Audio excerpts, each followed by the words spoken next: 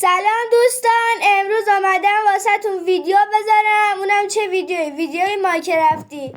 اینجا واسه ساخت این سازی که من دارم راجبش تعریف کنم بعد 5 بلاک بکنید، 5x5 باید یه مربعی بسازید و زمین رو باید بکنید و به جاش خاک شور رو بذارید. که من دارم این سازها رو تکمیل میکنم، لایک و سابسکرایب رو بزنید.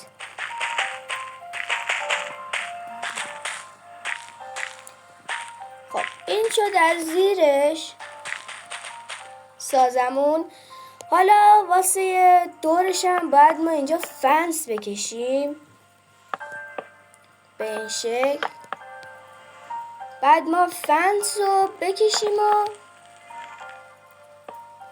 که مرغامون فرار نکنن و اینجا واسهشون در میذاریم. خب حالا بعد بیا این طرف به 3 بلاک این ور میکنیم، 2 بلاک هم این طرف و بعدش هم دوباره خاک شور رو میذاریم و دوباره اینجا هم فنس میکشیم و ترپدور میذاریم روشون. به این شکل باید ترپدور بذاریم و یه پله باید بیاد این پایین تر به این شکل. خب حالا واسه دیوارشم شما میتونید از ترپدور که به شکل کاکائو هستش استفاده کنید که هم شیک‌ترش کنه هم قشنگ‌ترش.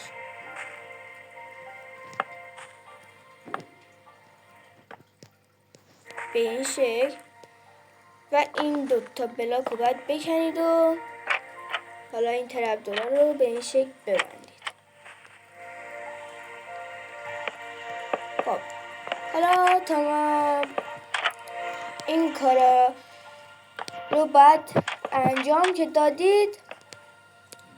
واسه پایشم شما میتونید واسه پله‌ای که داخل مرغداری میزنن شما میتونید واسه اینکه یکم واضح تر به نظر بیاد از ریل قطار استفاده کنید و واسه لونه مرغ هم میتونید از گیاهای دریایی استفاده کنید. که حالا واسه سقفش باید چیکار کنیم؟ واسه سقفش هم شما میتونید از ترپدور دوباره استفاده کنید.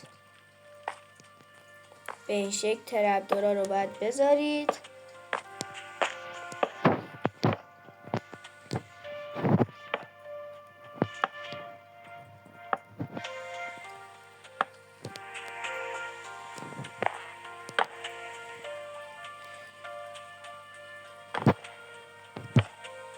خب ترپدورها رو که ما گذاشتیم.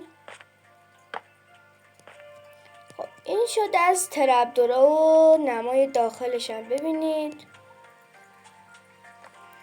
خب این شد از نمای خونه شون. که حالا ما اینجا بغل پله رو باید بکنیم و به این شکل تا جایی که این سفید بشه و یکم طبیعی تر به نظر بیاد و خوشگل ترش کنه اینجا رو که به مانند کود عمل کنه.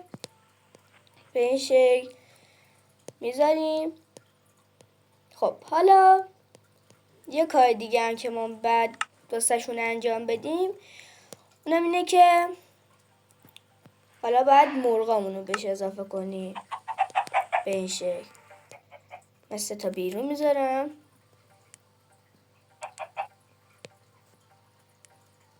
و یه دونه داخل خونه که لیکم خوشگل ترش کنه و طبیعی ترش هم بکنه. خب این شد از لونه مرغامون که خیلی خوشگل شد و میتونید داخل مایکرافتتون بسازید. تا ویدیو دیگه، خدا نگهدار.